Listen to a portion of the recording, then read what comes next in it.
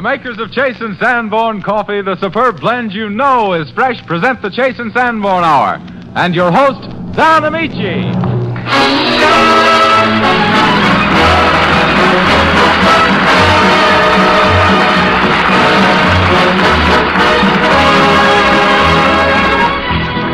This is Don Amici calling the roll for another Chase and Sanborn Hour and bringing you the greetings of those present. Nelson Eddy, Dorothy Lamour, Robert Armbruster and the Chase and Sanborn Orchestra, and our two super special guests, Miriam Hopkins and Alan Mowbray. Say, Don. Yes, Dottie. I wonder what my little sweetie pie Charlie is up to on the high seas to Honolulu. Well, my guess, Dottie, be that his ears are glued to the captain's radio to see what we're up to. I'll bet he's driven the captain to nervous prostration by this time. Yeah, how right you are, Nelson. You know, Charlie sent us a radiogram, fellas. He did? What'd he say, Don? Well, I'll just read it to you. Quote, "From the brig, I was innocent, so help me." That's a McCarthy beginning, all right. The scenery from this boat is beautiful, even though the bars of this cell get in the way. Bergen says I deserved it, but could I help it if I pulled the wrong cord and the boat went backwards? The captain is a hard man to do business with. Remember, I'll be talking to you guys next week from the land of Wicky Wacky, signed Woo Woo Charlie. Say, that's a great message, Don. Wait a minute, there's a P.S. P.S. Bergen paid for this radiogram, that's why you got it collect. C. Mick C. Isn't he cute? Yeah, very cute. And I'll tell you how much it's going to cost you for this radiogram later. May I say to all of you, including Charlie Collect McCarthy, that we hope you will enjoy our show and that throughout the week you'll remain our friends as well as friends of Chase and Sanborn. In the land of Down Under, Australia, the wide rolling prairie is called the bush. But the men out there who ride the range and round up the cattle are as vigorous, colorful, and lusty-voiced as our own American cowboys. Nelson Eddy sings the Stock Rider's Song.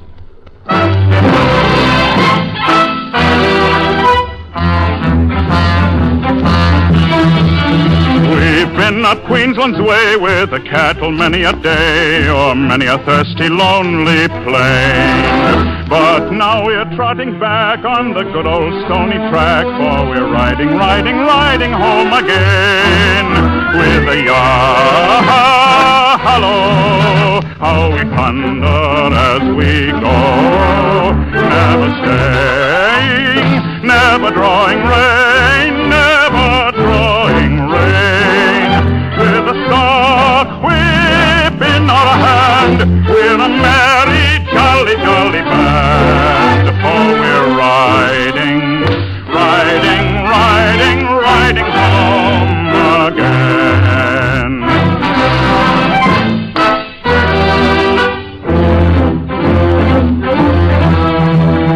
We've journeyed many a road and we've carried many a load. We've waded many a washy creek. We've heard the bitterns boom and the curlews in the gloom, and we've rounded many a steer horned and sleek. With our yah-hello, how we thunder as we go.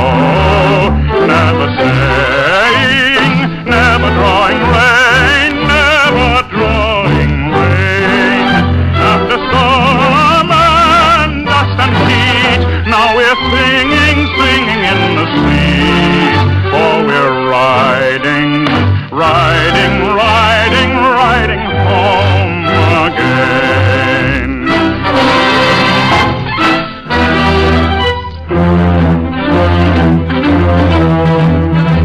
We've faced the fearful drought when the world was blotted out, when the dust storm wrapped us round with a cloud. We've staggered thin and dumb past the black and Russian gun, and we're almost prayed to heaven for a shroud. But it's yah-hello, how we thunder as we go. Never staying, never drawing rein, never drawing rein. Of the roaring of the hoofs, see the gleaming of the roofs. For we're riding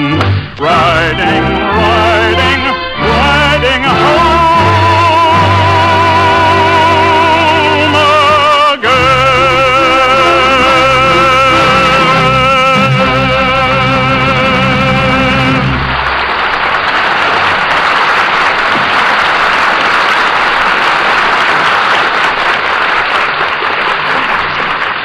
perfect wedding of words and music is accomplished in Guy Dodlow's composition, Because.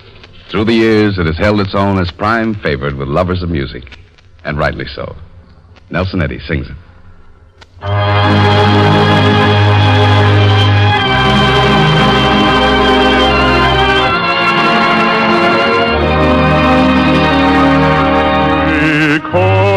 Because you come to me with naught save love,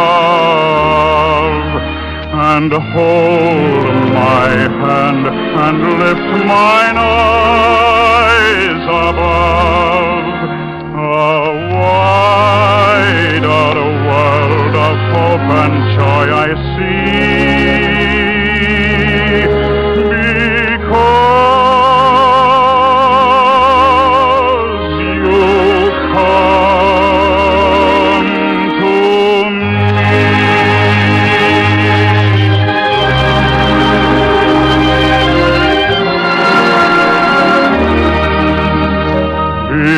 Because you speak to me in accents sweet, I find the roses waking round my feet, and I am led through tears and joy to thee. Because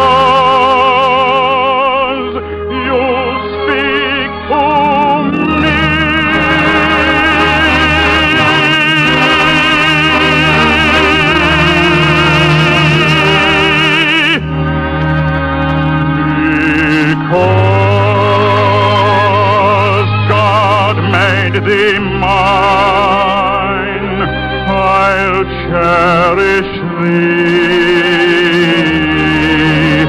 through light and darkness, through all time to be, and pray his love may make our love divine.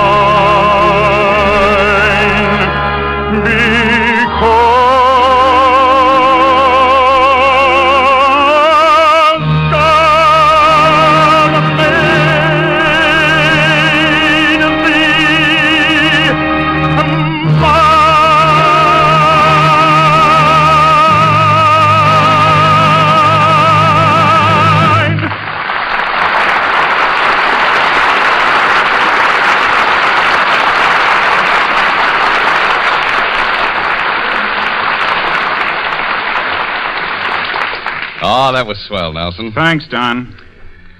Well, Charlie isn't here, is he? no, Charlie isn't here, is he? Well? Well? Well, this sounds like the beginning of a beautiful conversation. Yes, it does, doesn't it? Or does it? Charlie's on his way to Honolulu, isn't he? Yeah, he's on his way to Honolulu. Well? Well? Shall we go round again? No, thanks. I think I'll sit this one out. Say, Charlie's a funny little fella, don't you think so? Yes, I do. He's a very funny little fella. Boy, he sure gets laughs. Yeah, he sure does. Yeah. Well? Well? Come on, Don. We're not going to let that little woodchuck laugh up his sleeve at us, are we? I should say not. We'll show him we can get just as many laughs without him. We sure will. You bet we will. Well?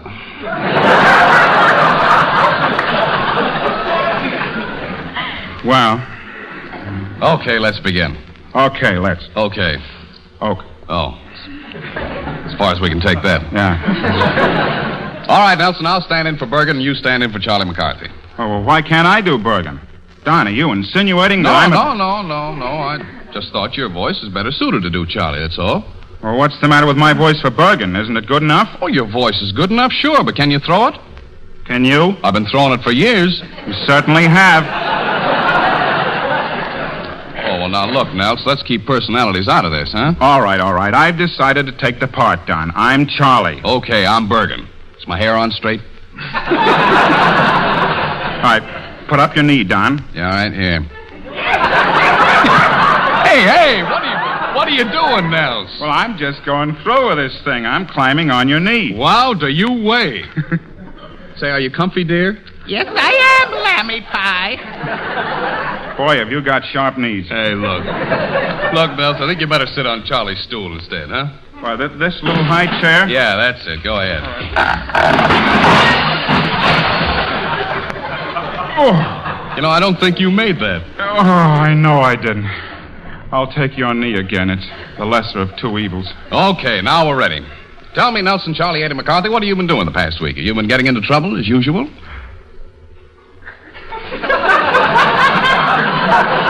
Well, I asked you a question. Why don't you answer it? Well, I've got my mouth open. Why don't you put the words in? Say, you know, this ventriloquism isn't as easy as I thought it was, huh? You think it's a cinch to be a dummy? Well, I would know about that. Now, look here, Amici. No, I just meant that Bergen's a genius, that's all. You can say that again. Hey, Nelson, get off my knee, will you? Oh. Maybe Dottie would make a better Charlie. She might not be good, too, but it'd be more pleasant. Did you call me Don? Yeah, Dottie. A position on my knee has just become available. If you know any good jokes, we're all set. Oh, sure. I know millions of them. Only last night I heard a dandy. It's about two fellas named Pat and Mike. Oh, two Irishmen, no doubt, huh? I'm not sure. And Pat said to Mike... Look, do it in Irish dialect, huh, Dottie? All right. And Pat Bigora said to Mike Bigora, how am I doing, Don? Awful, Bigora. And Pat said, and tell me now, Mike, who was that lady I seen you with last night, Bigora? This doesn't sound promising, Bigora. And Mike said, that was no lady, Bigora. That was me wife, Bigora.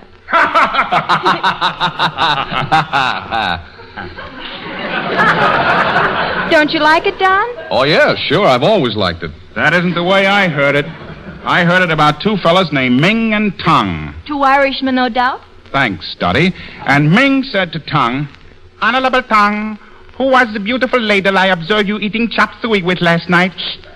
Honorable Tong. That puts a new twist on it. And Tung replied, Honorable Ming, that was no ladle. That was my knife.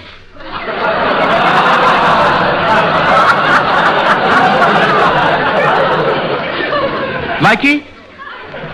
Confidentially, it's smelly. And anyway, that isn't the way I heard it. It seems there were two fellas, Tony and Pasquale. Two Irishmen, no doubt. Yeah.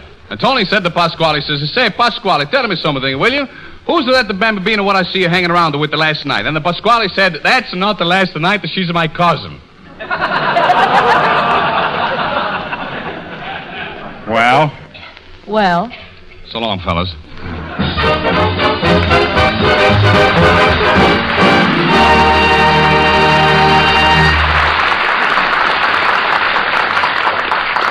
The country is full of fellows and gals looking for sure cures for the blues. We have our own private little prescription that's certainly worth a try. Get Dorothy Lamour to sing a song and watch those corners of your mouth move upwards in a smile. Especially when Dorothy has a bit of tuneful advice called Go Fly a Kite. All right, Dottie, let her loose, huh?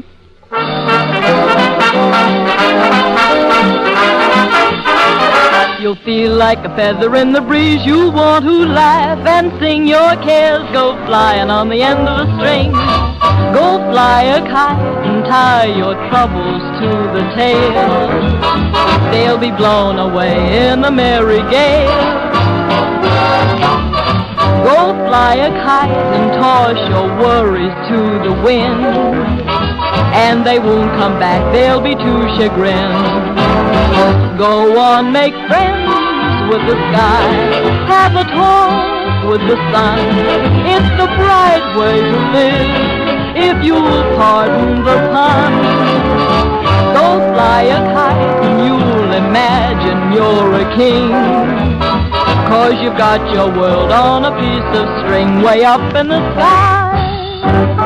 Troubles go a-flying away up high. When your heart is happy, there's no need to sigh. Go fly a kite and tie your troubles to the tail. they'll be blown away by a merry gale. Go fly a kite and toss your worries to the wind, and they won't come back, they'll be too chagrined. Go on, make friends with the sky, have a talk with the sun.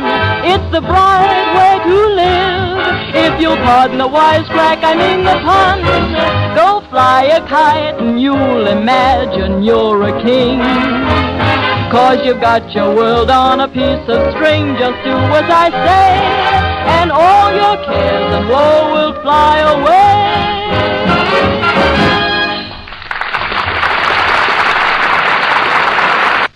Just listen to this. How would you like to get $2,500 in cash, all in one lump, all for yourself? Somebody's going to win it in the easiest contest you ever heard of. So why not you? What's more, 1,500 other people will get crisp new $5 bills to buy new fall clothes or something for the house. And think what you could do with first prize money. Get a new car, send your son or daughter to college, or start buying a home of your own. And that's only one of 1,501 prizes, with duplicate prizes in case of ties. Now, all you do is tell us why you changed to Chase & Sanborn dated coffee in the new silver package. Was it because of the silver package itself, or the richer flavor, or maybe you changed to save money, or because you know this blend is freshly roasted? There are plenty of reasons for changing to dated coffee, so many that during recent years, more people have changed to it than any other blend. Now, whether you changed in the past or make the change tomorrow, it's easy to win. Just take the dated front from a Chase & Sanborn silver package and write on the inside, "I changed to Chase & Sanborn coffee because," and then finish that sentence clearly, frankly, and originally in 25 words or less, and mail it to Chase & Sanborn, 420 Lexington Avenue. That's 420 Lexington Avenue, New York City. The contest is open to everyone in the United States. If you missed any instructions, I'll repeat later. Remember, buy Chase & Sanborn dated coffee in the new silver package and enter this easy contest tomorrow.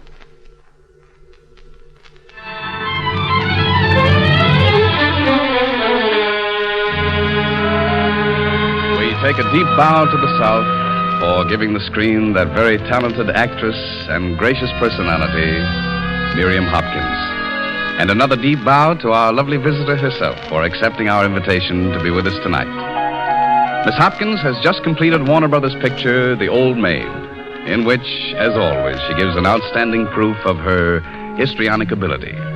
She appears for us this evening as Lady Leonora in a radio adaptation of Alfred Sutro's play, A Marriage Has Been Arranged. Miss Miriam Hopkins.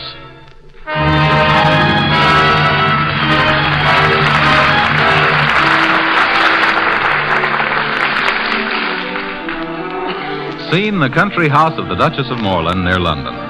A dance is in progress, but a man and a girl have left the ballroom for the quiet of the garden. We find them there, Lady Leonora, daughter of the Duchess, and her companion, the fabulously wealthy Alessandro Riccardi.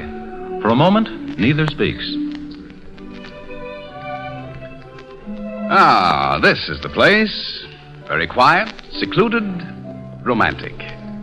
Music in the distance. All very appropriate and sentimental. A full moon, a devoted admirer. Oh, I'm afraid the whole setting is almost too perfect. Too perfect, Lady Leonora? Is that possible? Well, perhaps I should have said too obvious. Oh, but why should it be obvious? There's nothing to conceal, certainly. The Duchess... Observe how fondly my tongue trips out the title.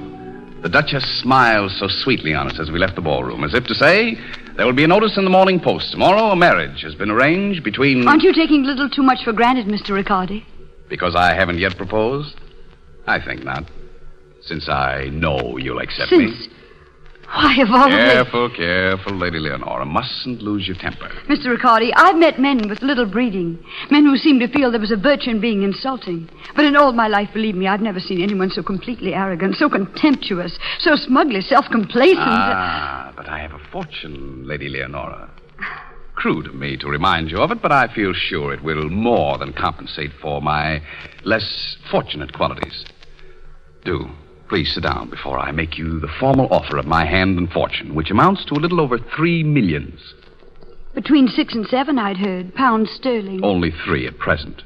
But we must be patient. Patience is hard, Mr. Riccardi, considering the fact that you have already dropped 3 millions in my estimation. At least you're truthful. But now, before throwing myself at your lovely feet, I think you should know something of the man you're about to marry. If I must hear the story of your life, please make it brief. Very brief, you may be sure. Lady Leonora, I am a self-made man, as the phrase has it. A man whose early years were spent in drear and desolate places. I was poor and lonely for 32 years. I have been rich and lonely for 10. I have no polish, no culture or taste. Art wearies me. Literature sends me to sleep. Your personal deficiencies, Mr. Riccardi, are quite evident. Yes. I will pass then to more intimate matters. In a little town in Russia, a horrible place where there were oil wells, I met the woman I loved. But she ran away with another man. That has been my solitary love affair.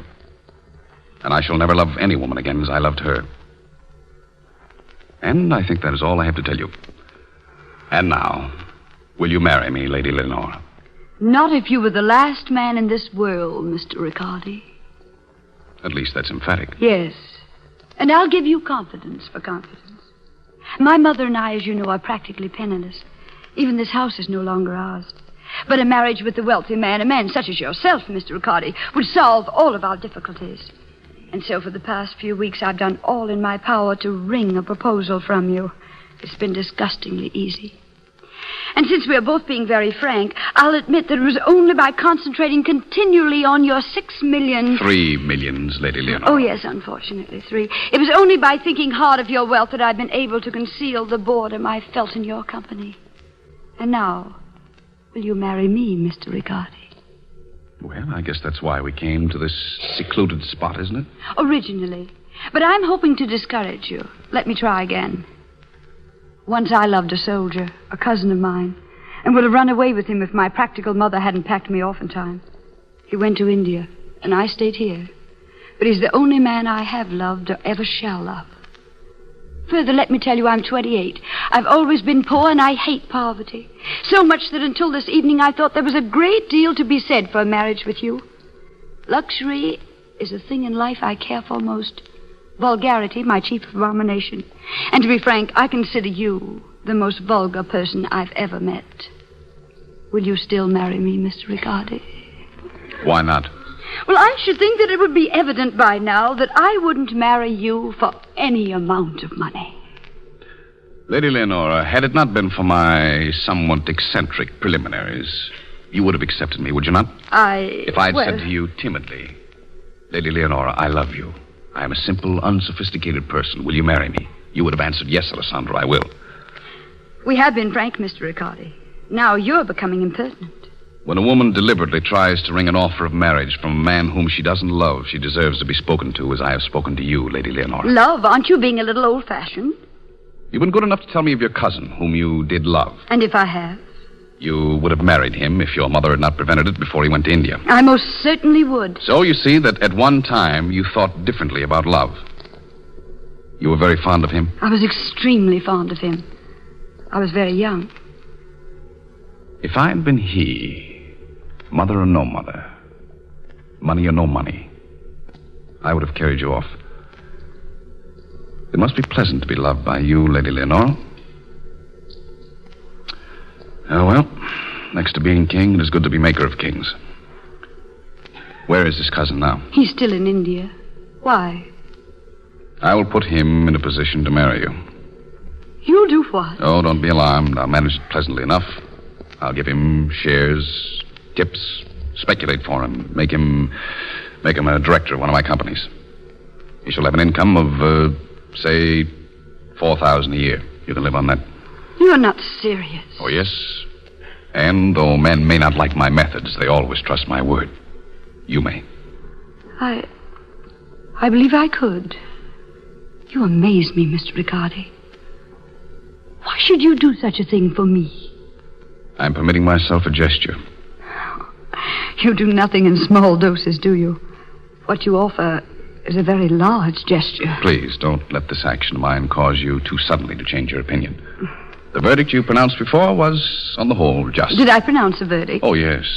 You said I was the most unpleasant person you had ever met, and quite rightly. Oh, that was an exaggeration. You said I was the most repulsive. I didn't say that. Oh, but you did. And that I prided myself on my repulsiveness. But consider, Lady Leonora, my wealth dates back only 10 years. Before that, I had known hunger and every kind of sorrow and despair. And then suddenly, fortune tossed me all the money I needed. I enriched the few friends I had, and they turned from me because I didn't give them more. My wealth has made me very lonely. But why do you tell me these things? Because I'm no longer asking you to marry me. Because you were the first person in all these years who has been truthful and frank with me. And because in the happiness that will, I trust, be yours, I want you to think kindly of me. And I'll tell you what you shall do for me in return. You shall find me a wife. A wife? I? You. I beg it on my knees. I undertake to propose with my eyes shut to any woman you shall select. You trust me with that? Implicitly. And if I do, will you treat her to the little preliminaries with which you favored me? No. I said those things to you because I liked you. I see. Do you want the lady to have any special qualifications besides, of course, not having a cousin in India? No. Anyone you choose. Anyone I choose. Well, then, I have a friend. An intimate friend. I wonder whether she would do. Tell me about her. She and I made our debut the same season, like myself. She's recently been her mother's despair. Because she is not yet married? Married, yes. Tell me more of your friend. Well, she's outwardly rather hard, and I suppose she's a little bitter. There hasn't been very much happiness in her life. And there's one episode in her past that I feel she'd like you to know. If you aren't betraying her Oh, confidence? no. She loved a man years ago very dearly. They were too poor to marry, but they vowed to wait. Within 6 months, she learned that he was engaged to a fat and wealthy widow. The old story. A fat and wealthy widow who was touring through India. She had been proposed to by every unmarried officer in his regiment. She chose him. In India? In India. You know, I have an idea that I shall like your friend. I hope so. She's quite lonely, too. You think she may learn to like me a little? Oh, it's very possible. But I should be careful to tell her all that you said to me at the beginning. I wonder if that will make any difference to her. Oh, I think it will heighten her opinion. With what I know of you both, I believe that if she marries you, it won't be entirely for your money. Listen, Lady Leonora. Listen to what they're playing. Someday I'll find you. These little dance tunes.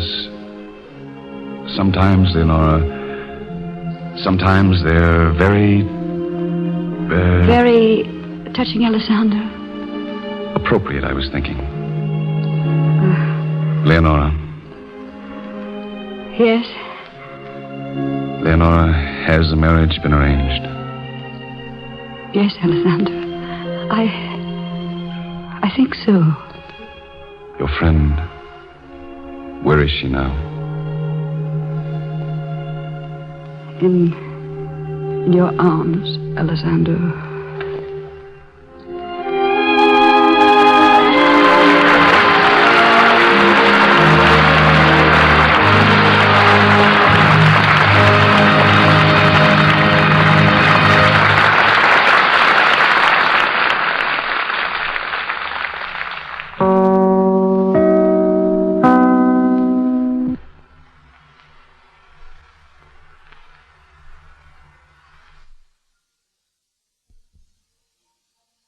Nelson?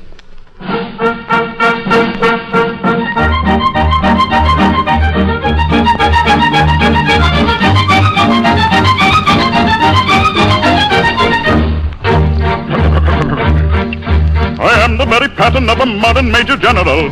I've information, vegetable, animal, and mineral. I know the kings of England, and I quote the fights historical, from Marathon to Waterloo in order categorical. I'm very well acquainted too with matters mathematical. I understand equations both as simple and quadratical. About binomial theorem, I'm teeming with a lot of news. I have to find a rhyme for lot of news. I've got it. With many cheerful facts about the square of the hypotenuse. Many cheerful facts about the square of the hypotenuse. Many cheerful facts about the square of the hypotenuse. Many cheerful facts about the square of the hypotenuse. I'm very good at integral and differential calculus. I know the scientific names of beings and animalculous, but still in matters vegetable, animal, and mineral, I am the very model of a modern major general. Still in matters vegetable, animal, and mineral, he is the very model of a modern major general. I know our mythic history, King Arthur's and Sir Caradox. I answer hard acrostics, I've a pretty taste for paradox. I quote in elegiacs all the crimes of Heliogabalus. In conics I can throw peculiarities parabolous. I can tell undoubted Raphael from Gerardows and Sophones. I know the croaking chorus from the frogs of Aristophanes. Brick-a-kicks. Then I can hum a fugue of which I've heard the music's dinner for. Oh dear, there's one that's very, very difficult. I have it. And whistle all the airs from that infernal nonsense pinafore. Whistle all the airs from that infernal nonsense pinafore. Whistle all the airs from that infernal nonsense pinafore. Whistle all the airs from that infernal nonsense pinafore. Then I can write a washing bill in Babylonic cuneiform and tell you every detail of Caractacus's uniform. In short, in matters vegetable, animal, and mineral, I am the very model of a modern major general. Here in matters vegetable, animal, and mineral, he is the very model of a modern major general.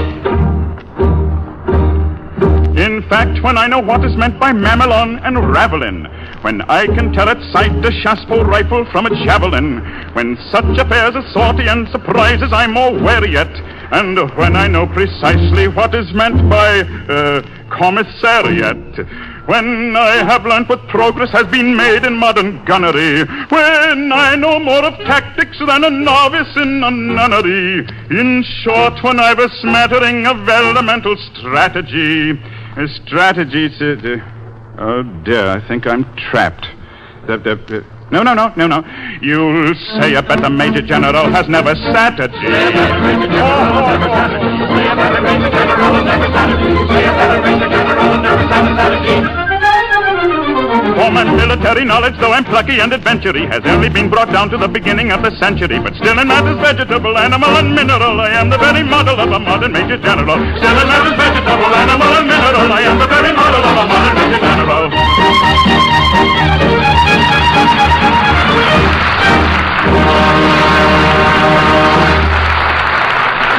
Still carries on.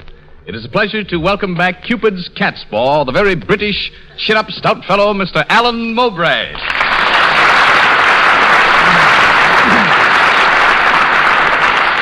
Well, Alan, how goes it? Well, how goes it? Aren't you a bit old-fashioned, Don? Am I? It isn't it anymore, you know. It's oomph. Oh. Well, how goes oomph? Well, nicely. You don't sound very enthusiastic. Well, to tell the truth, Don, it all seems a bit futile. Oomph, I mean. Now, here am I, stuffed to the ears with it. Alan, don't tell me you have oomph. Well, I wouldn't be without it. Well, if you have oomph, what's your problem? What are you grousing about? Well, as I say, here am I, the oomph boy. As you say. And Sheridan 20 miles away. And she stays 20 miles away. Yeah, there's a lot in what you say. Well, must it be Ann Sheridan? Will no one else do? Oh, it isn't that. I hope I'm not narrow-minded about oomph.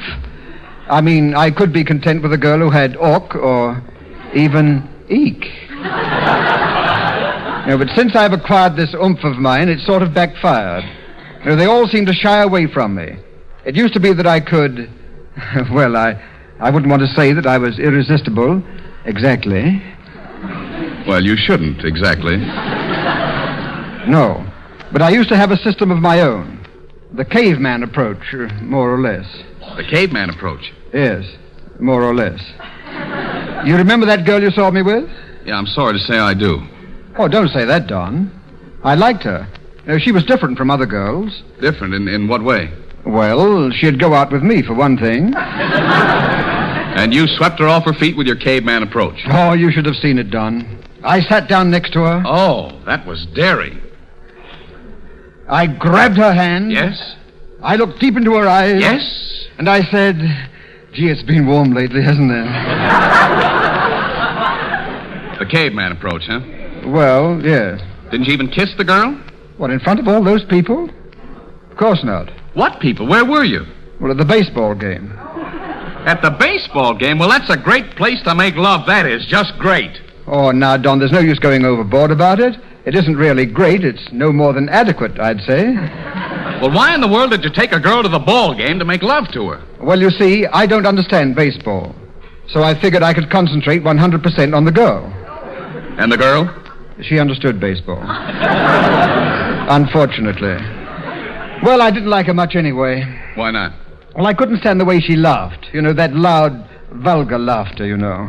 Well, I never noticed that about her. No?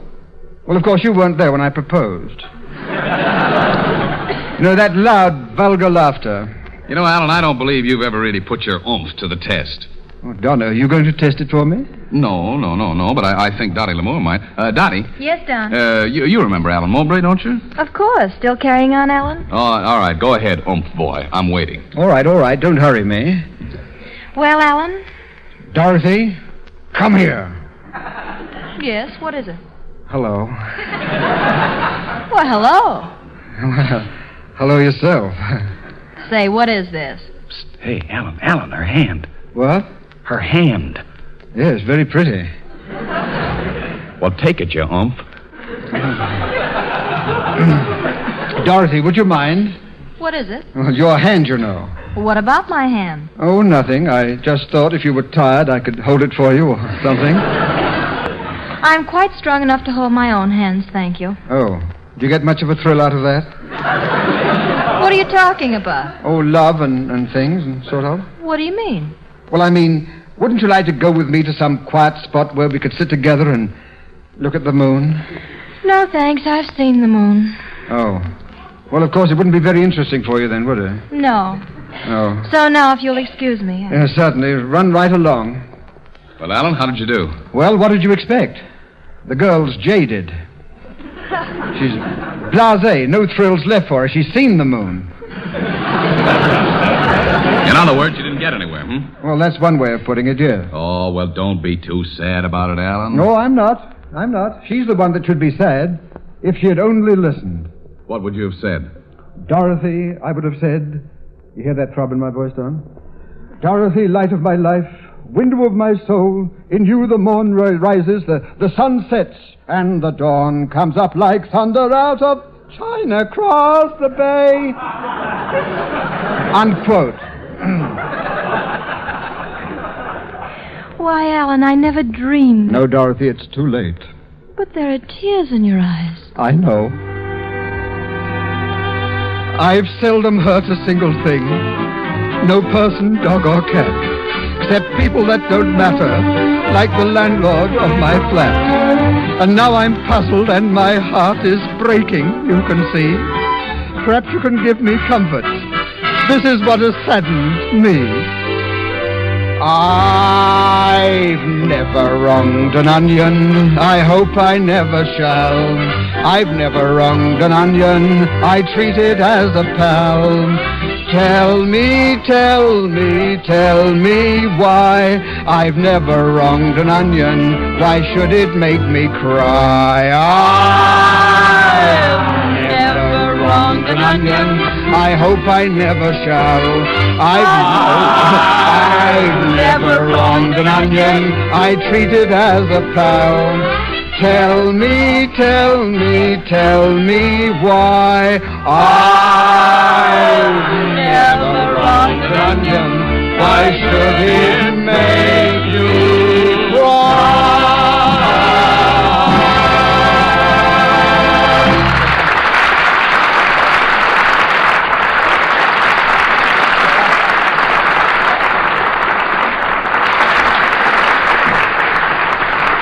When collaborators Benny Davis, Tommy Dorsey, and Ted Shapiro get together, you can be certain that there will be new music in the air. Music that's singable, swingable, and popular. They've just come out with a brand new song entitled To You, which shows all the evidences of becoming a real hit. It's a hit with us, and I hope that after you hear it, you'll like it too. Robert?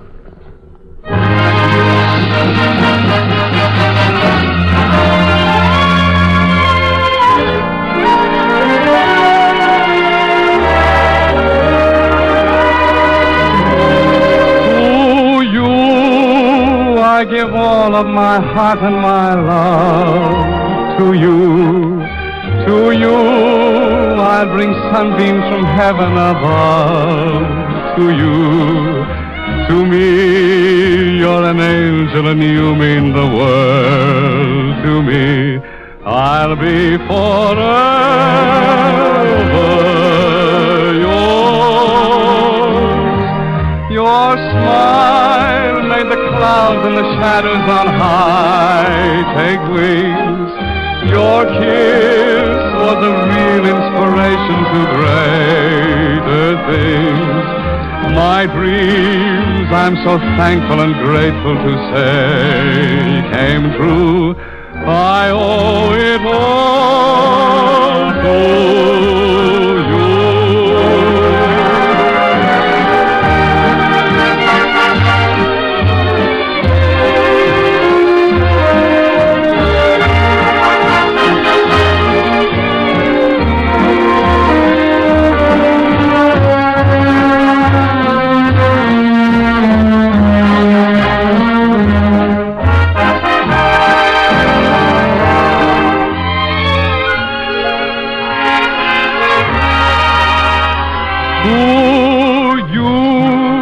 I give all of my heart and my love to you.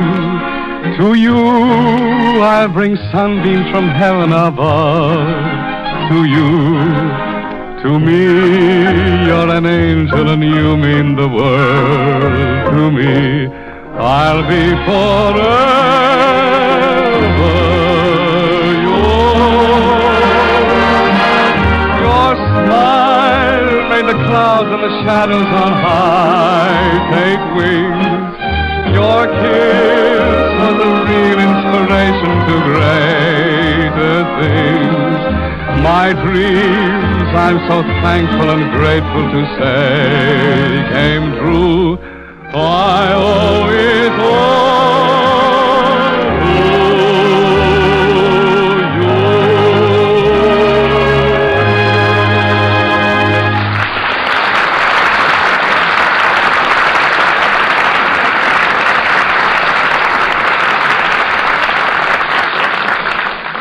Mr. Bannon? Yes, Mr. Amici? Will you please take this radiogram to one Charles McCarthy?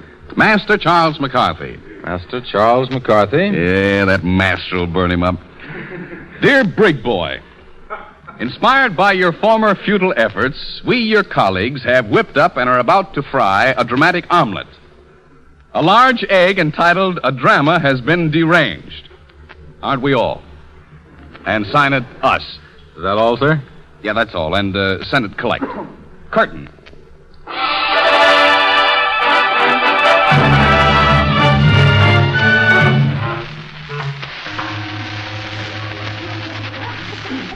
Scene, the country house of the Duke of Mowbray, gravy on the waistcoat. A ball is in progress, and out upon the fragrant night air waft the strains of a romantic waltz.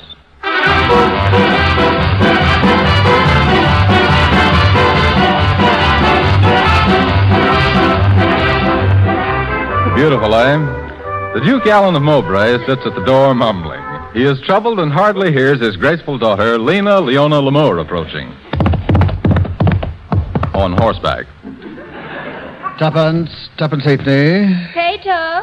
Threepence halfpenny. Peter. Later. Tuppence halfpenny. Hey, Pop.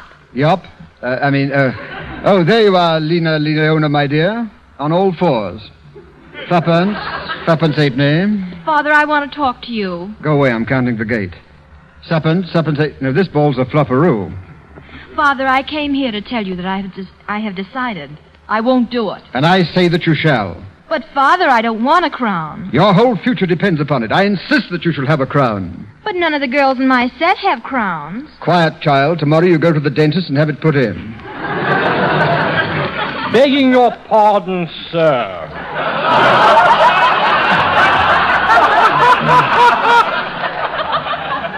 What is it, Meadows Armbruster? The Baron Ole Nelson Eddy has just arrived from Sweden. He waits without. Without what? His dialect, probably. Oh, it's been a very lovely morning tonight. I just must been come from Sweden to see my Lena Leona. She been more beautiful than the Swedish bane nightingale, bain't she? Who is this Bane intruder? My good man, been the Baron Ole Nelson Eddy. Royal Knight of the Square Table, Knight of the Garter, Knight of the Suspenders, Knight of Knights, Night and Day. Oh, the one. Well, bless my soul and confound my nearsightedness, Baron. To what do I owe the honor of your visit to my humble palace? 400 acres, walnut trees, orange groves. It's a steal. Yes, wait. Just wait a minute, please. Been not come here to buy your ugly dumpling. Ha, Baron, you rascal, you. She's all I have left, but take her, my boy.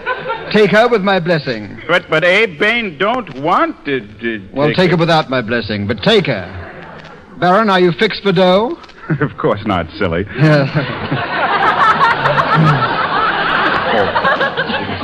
That was silly of me. Any references? I used to ask you to do me the kindness once. And listen, once. Would you? Once. I'll listen. Once. Bane did not come for your daughter's hand. Well, what did you come for? I just want her feet. Sir, what are you, a Swedish chiropodist? No, by Yemeni. Bane a jumping jitterbug. I just want to swing it. Maybe we Bane cop first prize. Bane need money. You need money? Why, you imposter, you deadbeat, breaking in here like this. Throw the big Bane out, Meadows. Very good, sir.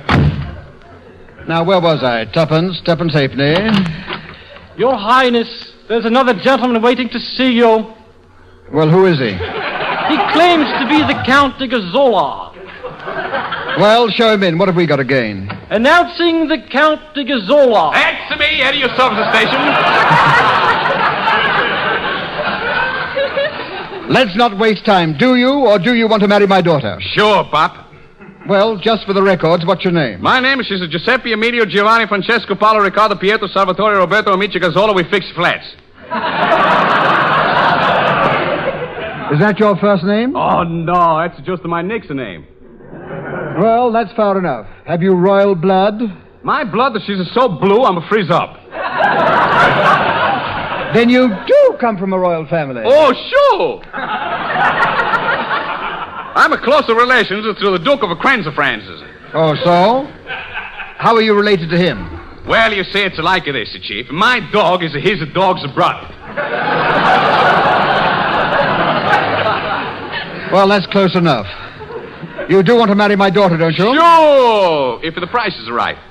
Well, if things go right, my daughter is due to inherit $10 million. That is, if her uncle dies first. Don't you worry, I'll fix that. Oh, Lena Leona. Yes, Peter? I want you to meet your next husband. Oh, how nice. What's his name? His name is Giuseppe Emilio Giovanni Francesco. You take it from there. My name is Giuseppe Emilio Giovanni Francesco Paolo Riccardo Pietro Salvatore Roberto Amici Gazzola, just to call me Joe. You're very handsome, Joe. I might even learn to like you. Oh, sure thing, kid. Now let's get married right away, huh? Oh, I don't know. Oh, come on. It'd be a good to support.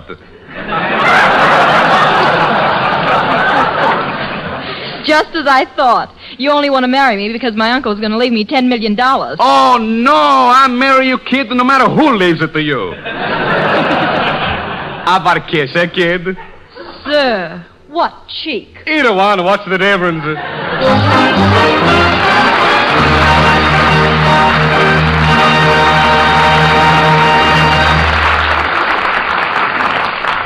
And now a friend of ours is waiting for this opportunity to tell the latest and most exciting news. Exciting news is right. Somebody's going to win $2,500 in a big new easy contest. Think what you could do with that much money all in one lump. Start building a house, go around the world, or set yourself up in a business of your own. You can make your dreams come true.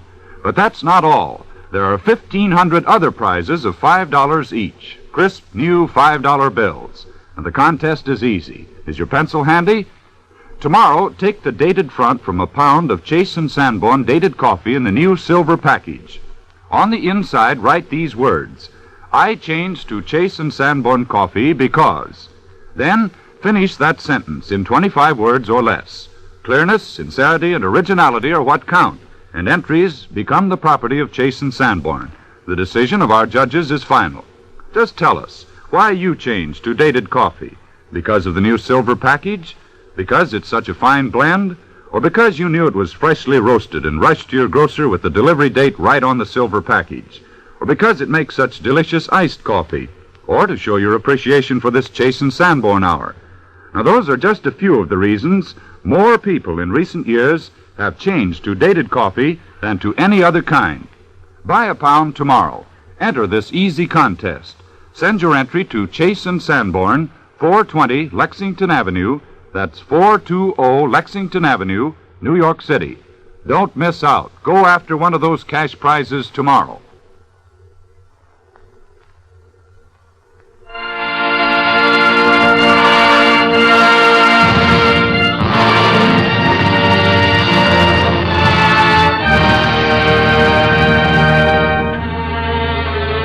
Nelson Eddy and the chorus give voice to the impressive and thrilling prayer from Wagner's opera Lohengrin, O King of Kings.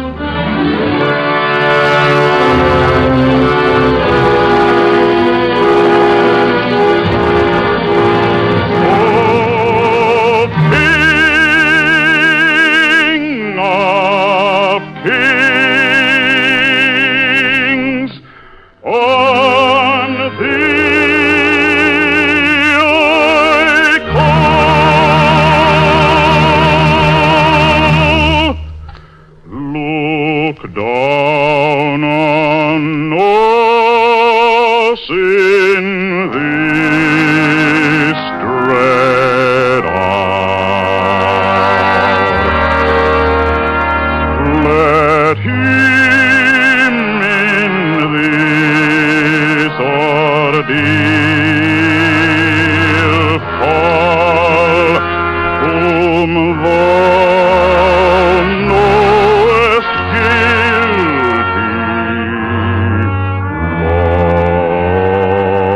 Lord of power, whose stainless night gave strength and might, with craven heart the false one smite.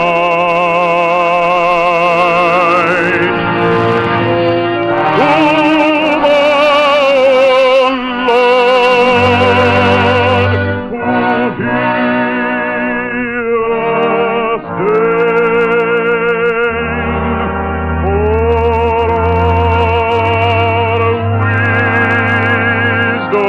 wisdom is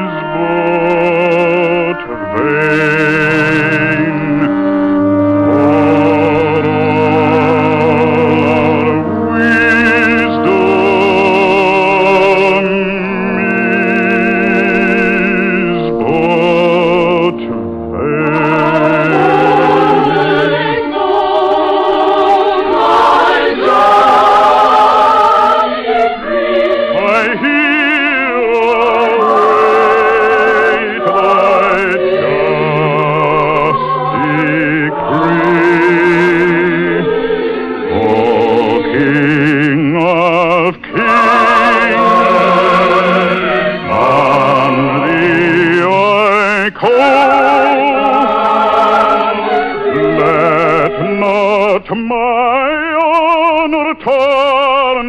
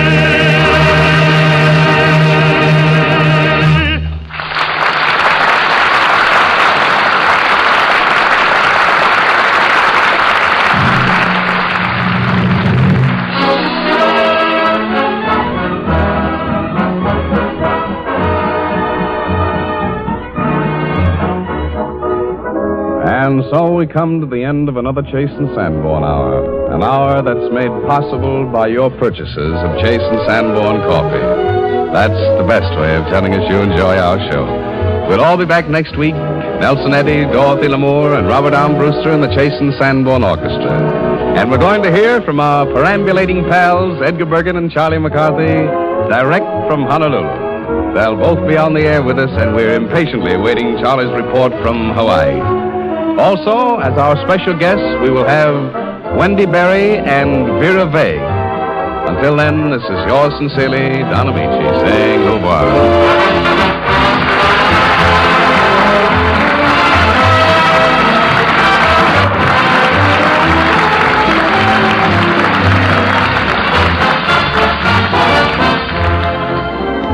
Don't forget, the cities of New York and San Francisco are making it easy and pleasant for you to visit their two great fairs. In both cities, accommodations for visitors are splendid and reasonably priced, and there's a hearty welcome awaiting you. At the fairs themselves, don't miss the special Chase and Sanborn attractions. At San Francisco's Golden Gate Exposition, visit our colorful House of Hospitality. In New York, see the magnificent Standard Brands building, featuring our great outdoor marionette show with puppets of Edgar Bergen, Charlie McCarthy, Don Amici, and Dorothy Lamour. It's fun, it's free, and you're always welcome. Next week, another big Chase and Sanborn Hour. From Hollywood, Don Amici, Nelson Eddy, Wendy Barry, Dorothy Lamour, Vera Vague, and Robert Armbruster and the Chase and Sanborn Orchestra. And from Honolulu, Edgar Bergen and Charlie McCarthy. Heard on this program were Go Fly a Kite from the Star Maker and The Big Show by Jerome Kern. This is Jim Bannon speaking for the makers of Chase and Sanborn Coffee.